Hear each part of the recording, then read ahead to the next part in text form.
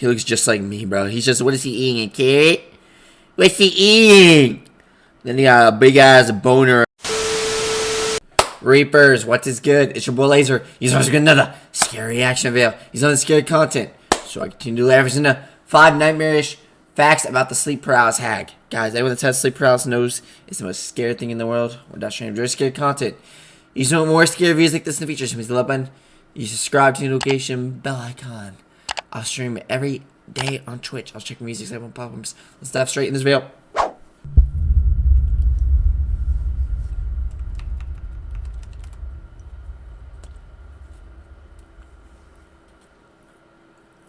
As humans, we all share some common experiences, no matter what part of the world we live in, and no matter what our culture may be.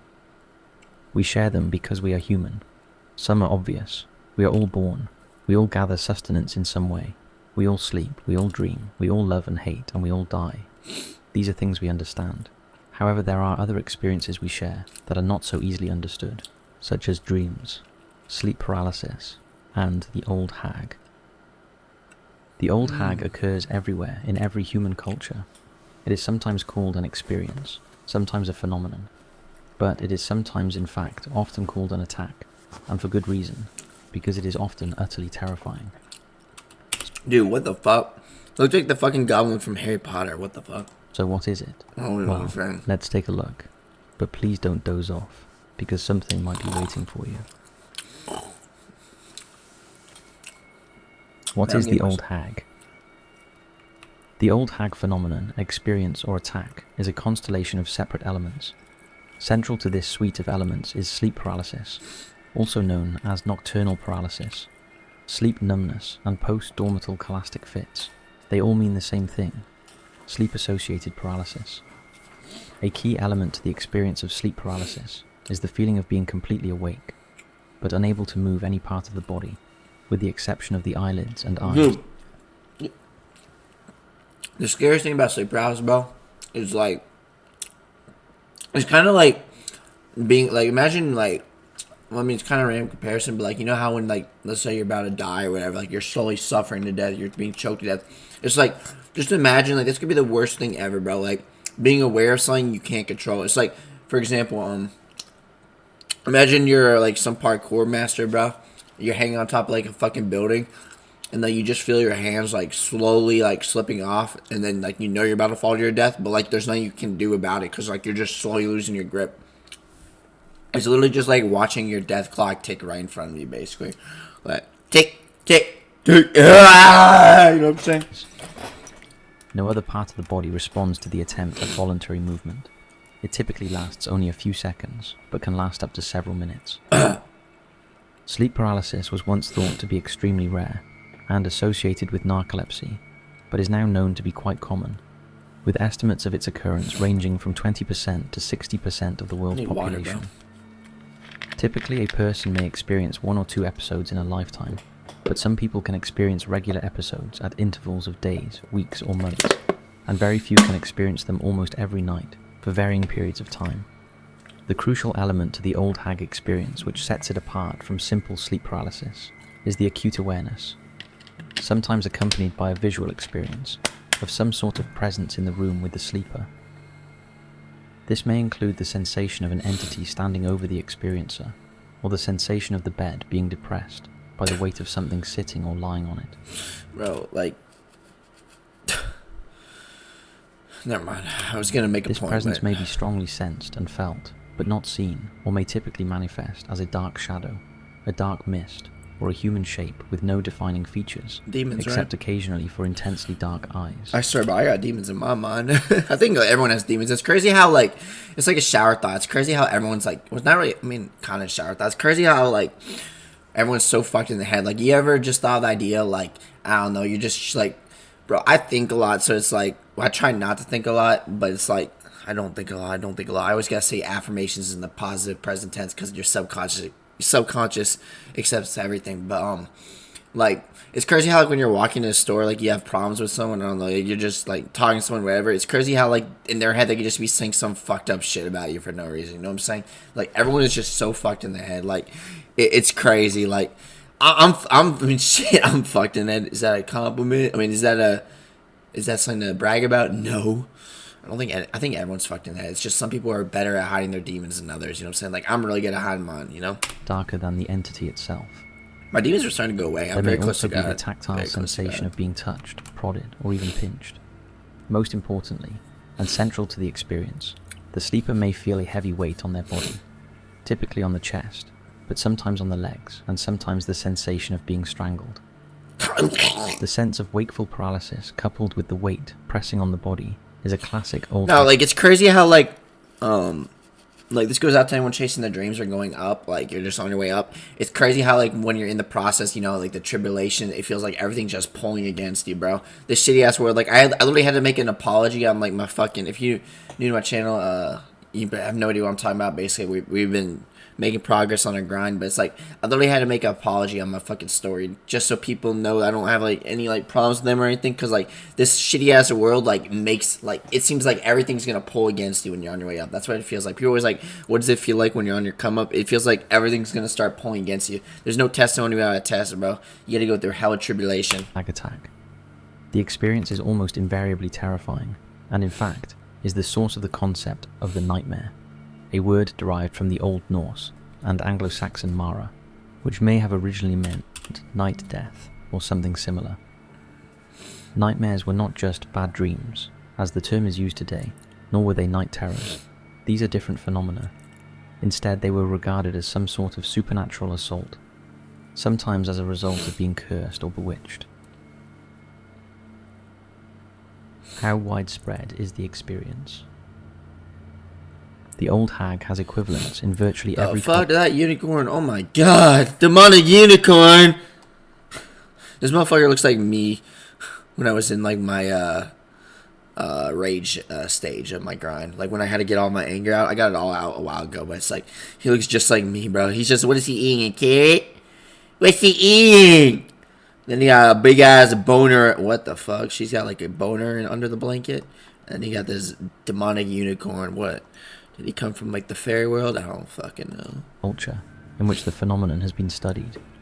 It is well known, for instance, in Canada's Newfoundland, where it is a part of the cultural tradition, and has been studied extensively in Japan, where it is called kanashibari, or bound up with metal. It has also been documented across the United States, Europe, throughout Asia, and among the various indigenous groups of the far north, the Inuit, Yupik, and Aleut. In the United States, which contains a number of subcultures, the pattern is the same. Sleep paralysis is usually but not always hypnopompic, the presence of an unknown and unwelcome entity, and the feeling of physical oppression. It is a universal human experience, which I think you'll agree is terrifying. What the fuck? But what causes it?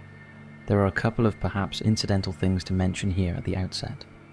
These are things that concern the immediate causal factors that may be involved. This is just like something he's telling I was asshole, basically. Like, this is the whole entire video is just giving me source, trust me, bro vibes. You know what I'm saying?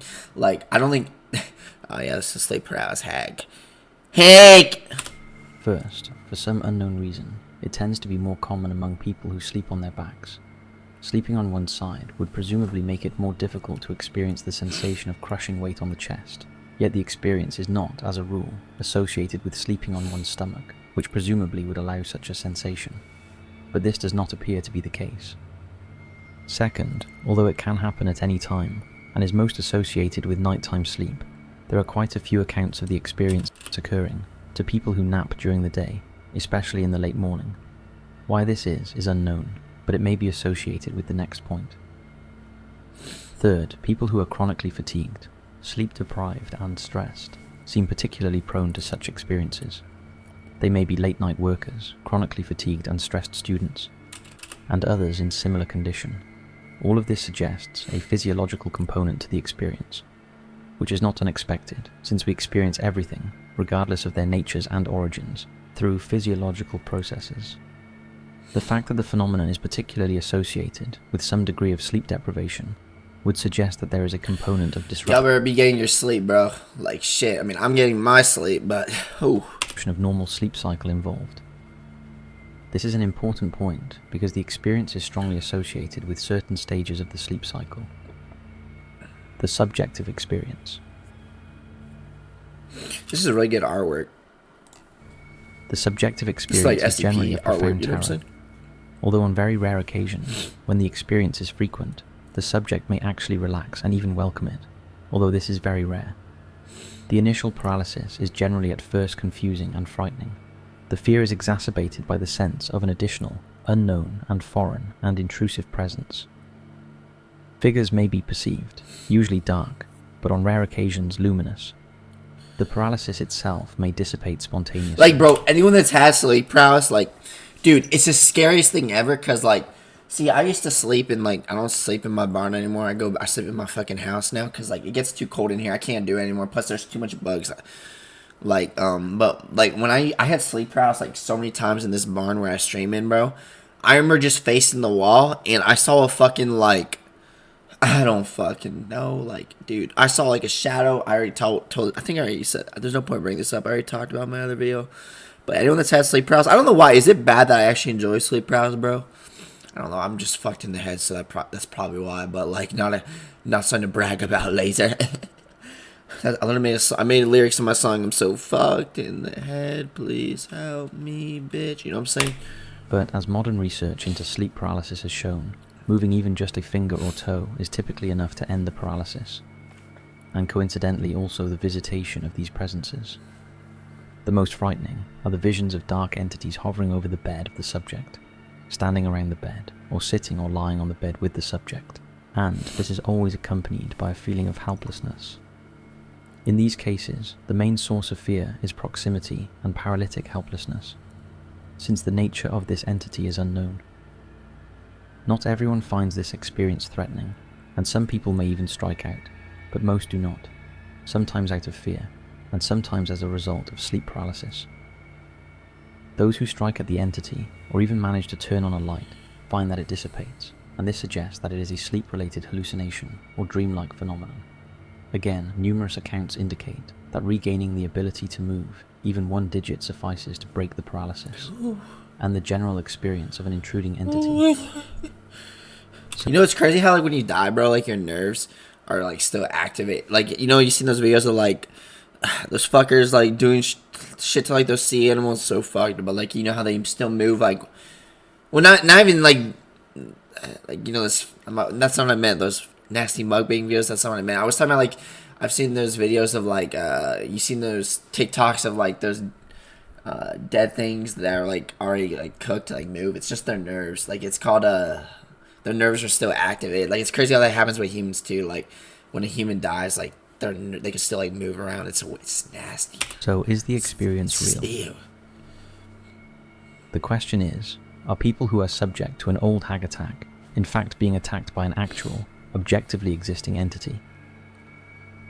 The study of the old hag phenomenon was given its first rigorous systematic treatment by Dr. David J. Hufford, originally a folklorist and now retired from the University of Pennsylvania, where he held positions as a university professor and chair of medical humanities and professor of neural and behavioral science. Hufford became interested in the old hag phenomenon after his own encounter with it in the 1970s. What the fuck? In 1982, after some years of The terror that comes in the night, an experience-centered study of supernatural assault traditions. Bro, this fucker keeps giving me the look, bro. What you want? He's giving that boomer grandpa vibes, bro. Nobody likes you. Field research. Nobody likes you. Fuck out of classic in the field, The Terror That Comes in the Night, in which he distinguished between what he called the cultural source hypothesis and the experiential source hypothesis. This was the culmination of his investigation into numerous hag attacks, ranging from archived historical records to extensive interviews with people who had experienced them. It was a way to disentangle old hag experiences that were preconditioned by cultural elements and expectations, from experiences that occurred to people without any prior knowledge or predisposition to them. This was considerably easier in the 1970s, before the advent of the internet, than it would be now. What he found was that culture did not determine who experienced an old hag attack.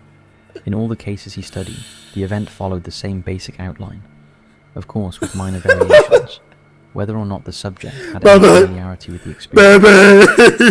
This in turn indicated that cultural expectations do not influence this experience.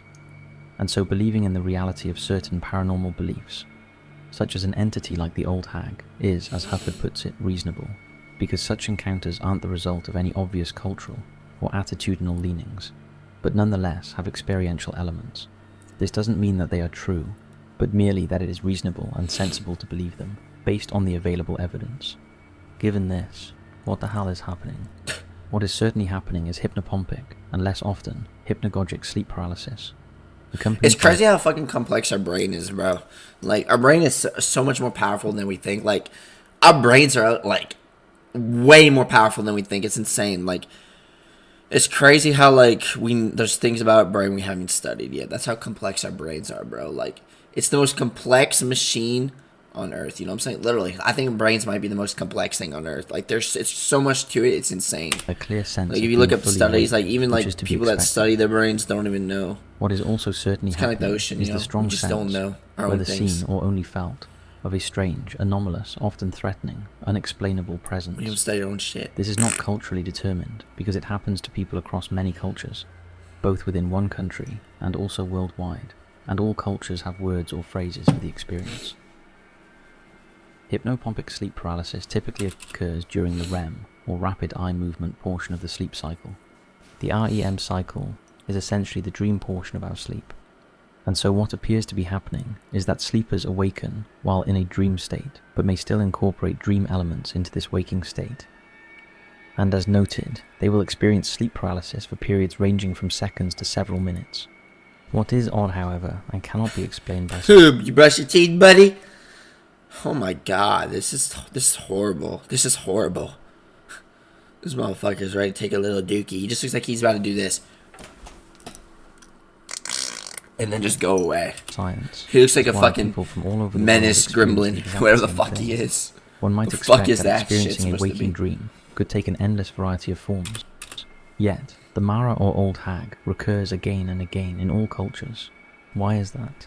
Perhaps we have those same experiences because we live in the same world, a world we do not fully understand, and there are things out there that we have still not been able to get to grips with. Dreams may be a vehicle to another world. This seems, on the face of it, to be highly unlikely, although following Hufford, not unreasonable. It's just implausible because evidence is lacking. But we have evidence for what's happening in the brain during these episodes. The most reasonable, and probably at present correct position to take, is that we still have barely begun to understand the human brain and mind. The mind is an amazing machine. There is recent This motherfucker is just copying words from me, like literally took the words right out of my mouth, boy. evidence that certain neurons, called LP5 neurons, act as mediators between other types of neurons to create consciousness. Y'all should be careful about what you say about yourselves. You know, your affirmations like literally manifest in your life. Like it literally changes. Like it shapes who you are. Your thoughts really shape our life, bro. Like we become what we think about. We're so much more powerful than we think. We've been programmed to limitation. Like if you can imagine something, you can achieve it. Like it's crazy. This is significant because we still don't understand consciousness or self. We do know that the brain is capable of astonishing things, although oftentimes we don't know how. So is sleep paralysis and a visitation by the hag a universal trait that all of us hold within our brain? One thing that could tip this uncertainty one way or the other would be evidence of physical harm, perhaps in the form of bruises that could not be self-inflicted, since this would constitute evidence of an external agent. And this is where we call upon all of our viewers. If any of you have ever had a visitation by the hag and feel comfortable sharing your story with us, please send us a story to mystory@top5s.co.uk. If you have any physical evidence of attacks and feel comfortable sharing this, we'd also love to hear from you. We still don't know what the old hag is. Does she break through the barrier during sleep? Well, guys, if this video, hope you enjoyed it. Which one of those facts about the sleep paralysis hag was most interesting to you? Enjoy scary content. Use more scary videos like this in the future. You know what to do. I'll see you next one. Peace. Extra large money.